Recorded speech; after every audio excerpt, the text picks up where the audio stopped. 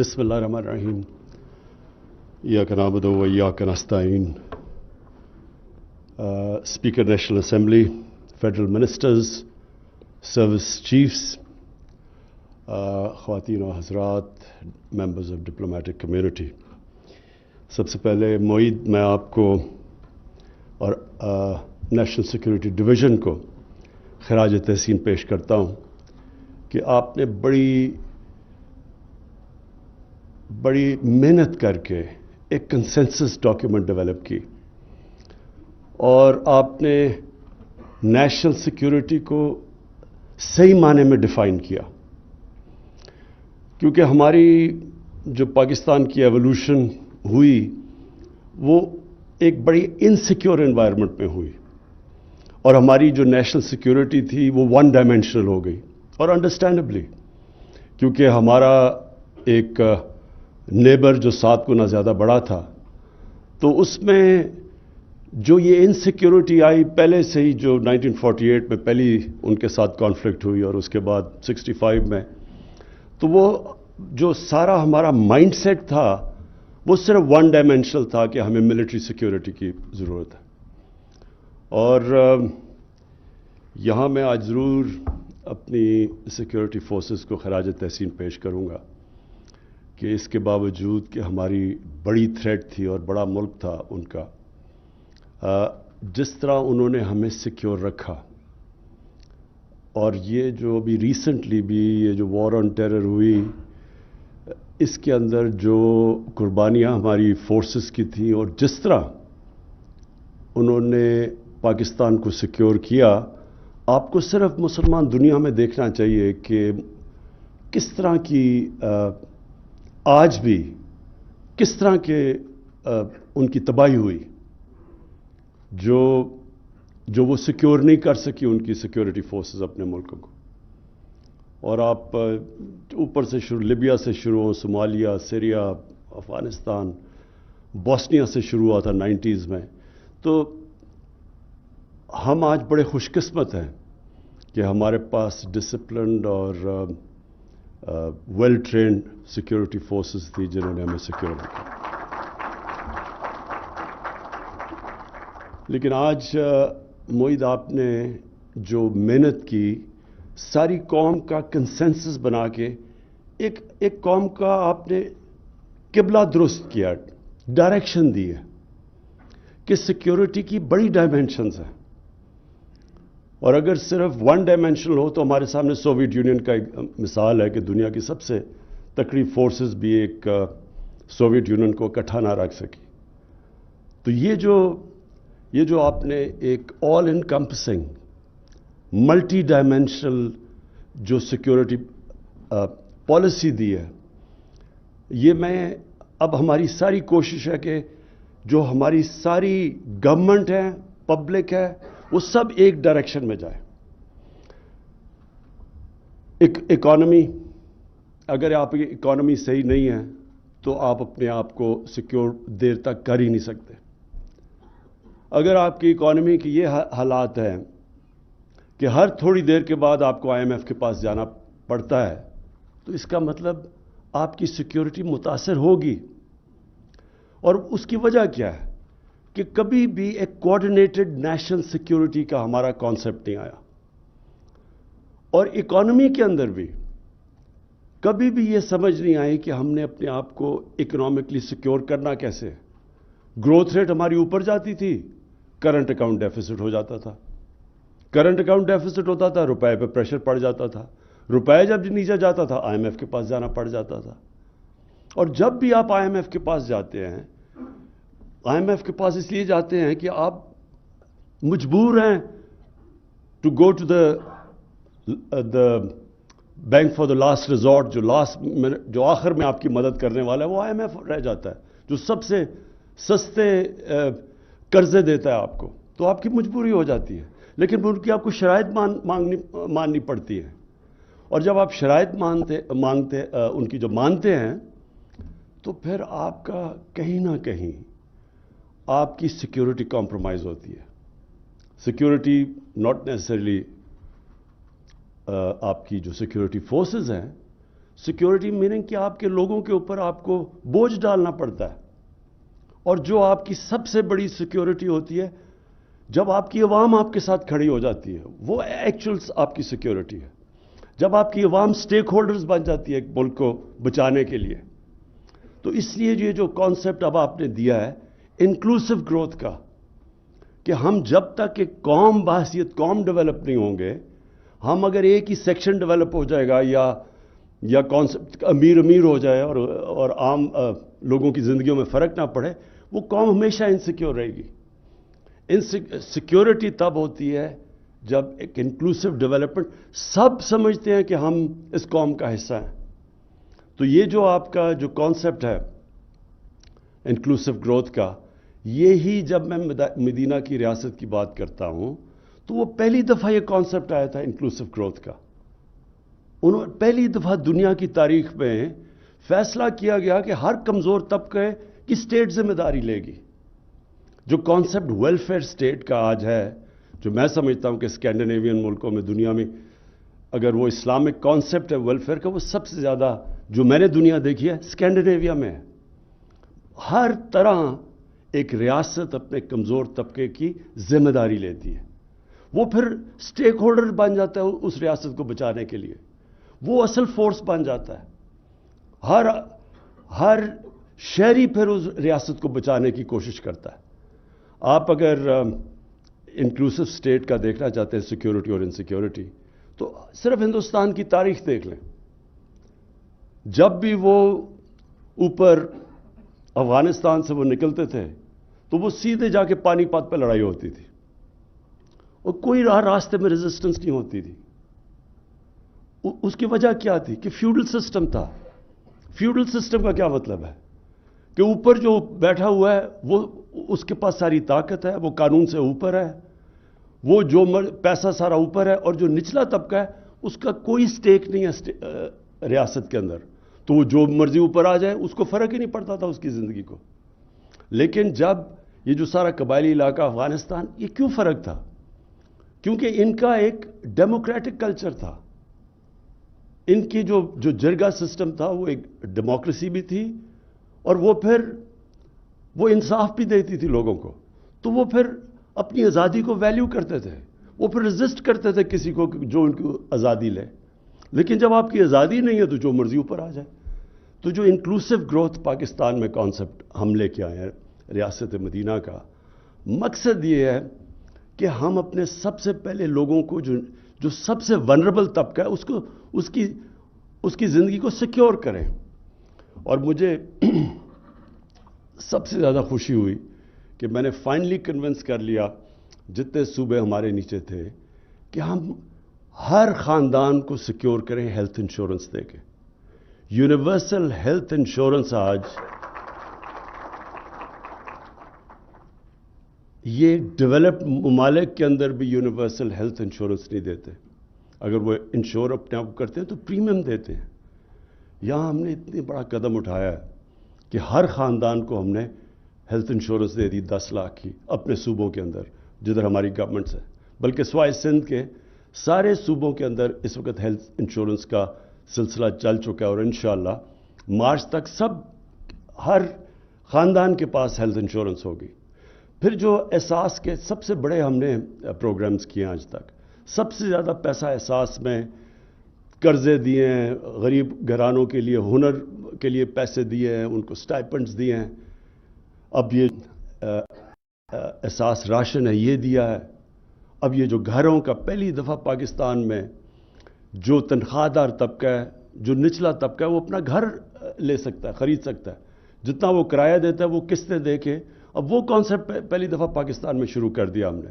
बड़ी मुश्किल से सारा उसको उस तरफ लेके आए हैं। यानी जो बैंकिंग सिस्टम था वो कर्जे नहीं देता था आम लोगों को, तनख्वाहदार को।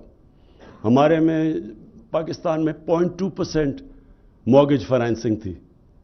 इंडिया के अंदर भी 10% है। यूरोप अमेरिका में 80% से ऊपर है। मलेशिया में 30% है। पाकिस्तान में 0.2% थी। यानी कैश है तो घर बनाओ।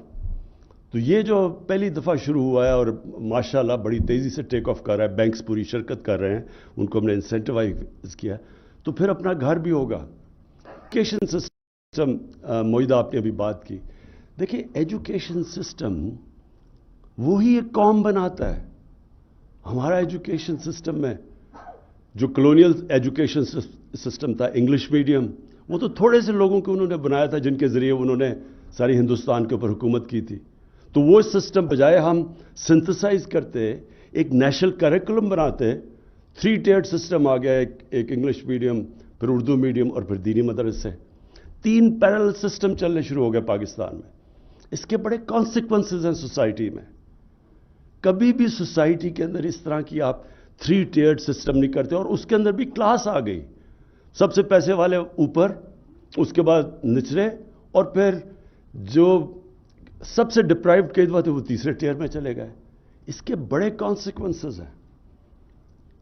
25-26 लाख बच्चे दीनी मदरसे में, कोई 3.25 करोड़ बच्चे उसमें उर्दू मीडियम में, और 8 लाख बच्चे इंग्लिश मीडियम में।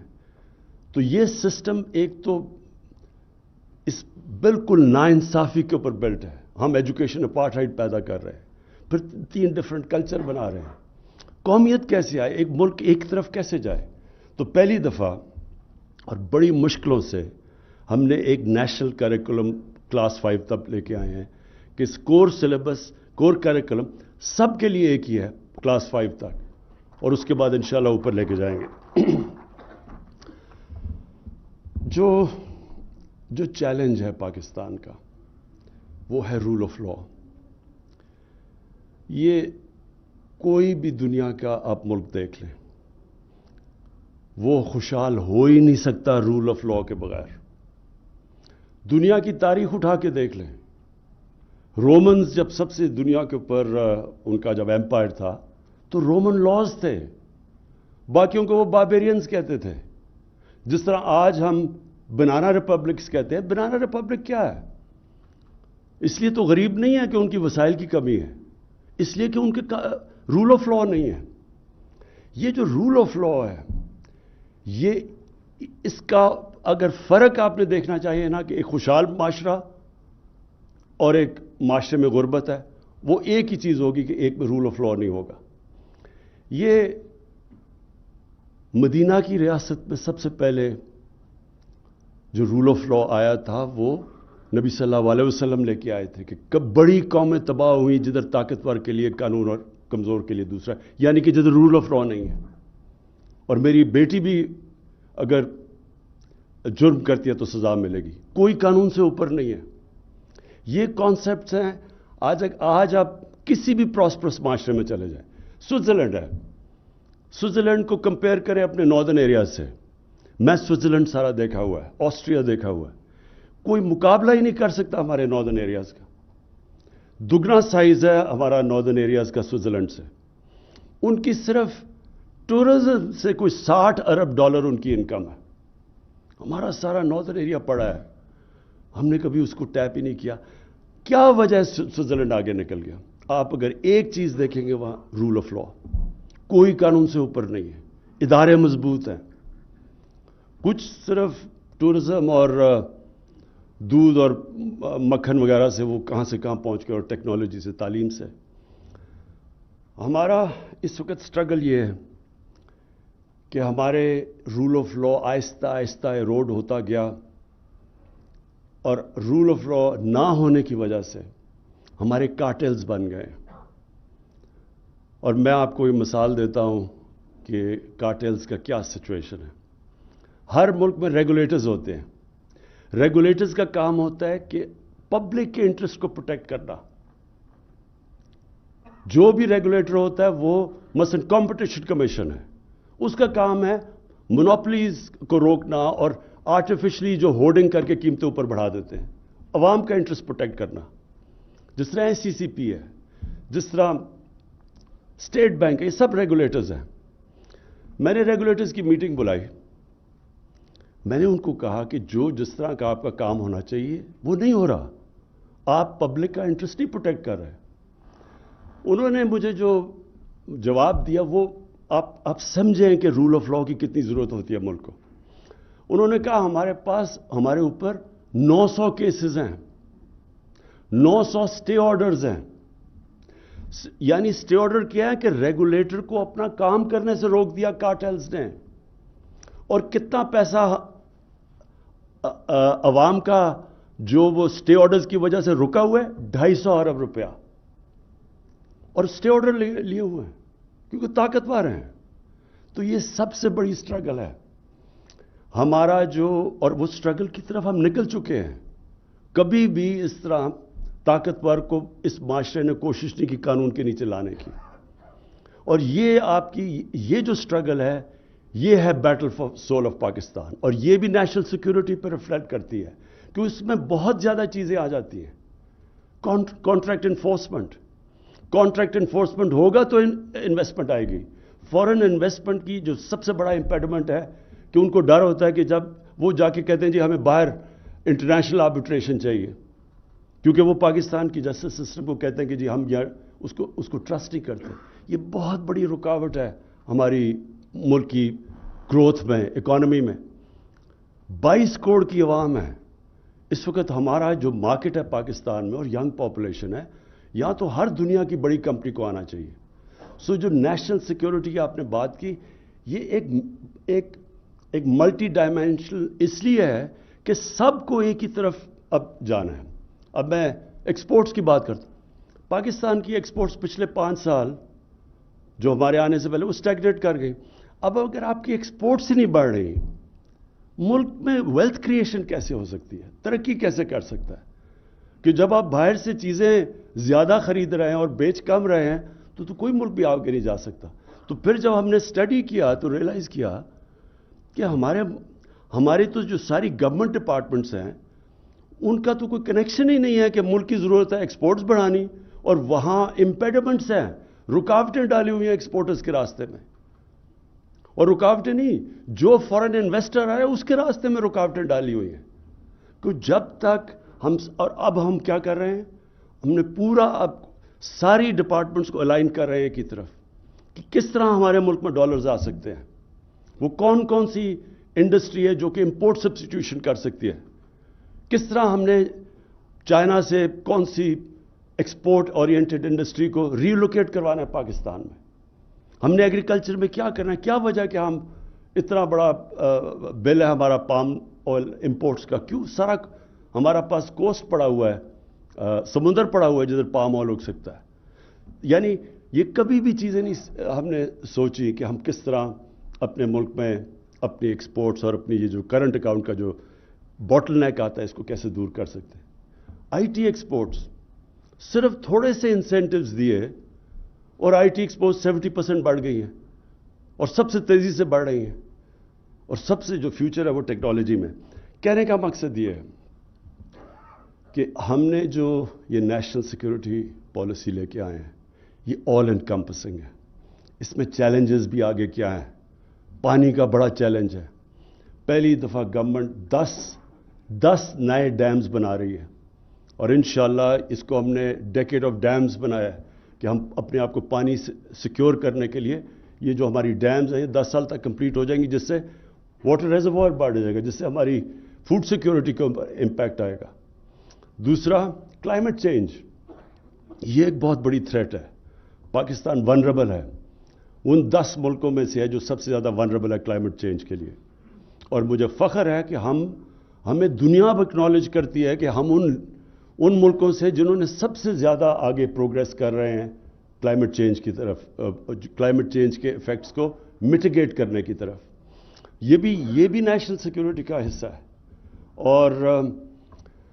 اور فائنلی جو ہماری ڈیولپمنٹ کی جب انکلوسیو کی ہم بات کرتے ہیں تو ہم ایک تو یہ کرتے ہیں کہ ہمارا جو نچلا طبقہ ہے اس کو ہم نے اوپر اٹھانا ہے اور اس کی پوری کوشش ہے. لیکن ساتھ ساتھ جو ہمارے علاقے پیچھے رہ گئے ہیں, بلوچستان پیچھے رہ گیا, ہماری نیشنل سیکیورٹی کے لیے یہ بھی بہت ضروری ہے کہ بلوچستان کی ہم ڈیولپمنٹ کے اوپر ایکسٹرا توجہ دیں جو ہم نے نہیں دی. ہمارا جو مرج ڈسٹرکٹس ہیں, فارمر قبائلی علاقہ ہے, اس کے اندر جو اکنامک انڈیکیٹرز ہیں, جو ہیومن ڈیولپمنٹ ہے, وہ بہت پیچھے رہ گئی ہے.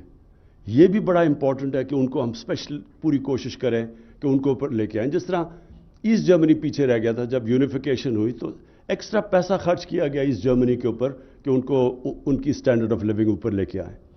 تو اس لیے اور اس طرح گلگت بلتستان اس کا ایک لمبو میں تھا, ان کا سٹیٹس ہی وہاں بڑی ڈسکنٹینٹ پیدا ہو رہی تھی, تو اس کا ہم نے پروونشل سٹیٹس کیا تاکہ وہ بھی ایک اپنے آپ کو فیل کریں کہ ہم بھی پاکستان کا حصہ ہیں.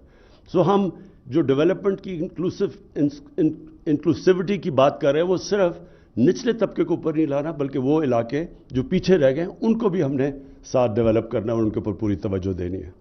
میں آخر میں پھر معید آپ کو اور آپ کی نیشنل سیکورٹی ڈویژن کو خاص طور پہ خراج تحسین پیش کرتا ہوں کہ آپ نے بڑی محنت کی اور ایک ایسی ڈاکیومنٹ پروڈیوس کی ہے اور نیشنل کنسنسس ڈیولپ کر کے جو ساروں کو اب اورینٹیٹ کر رہی ہے آل انکمپسنگ نیشنل سیکورٹی کی طرف. شکریہ.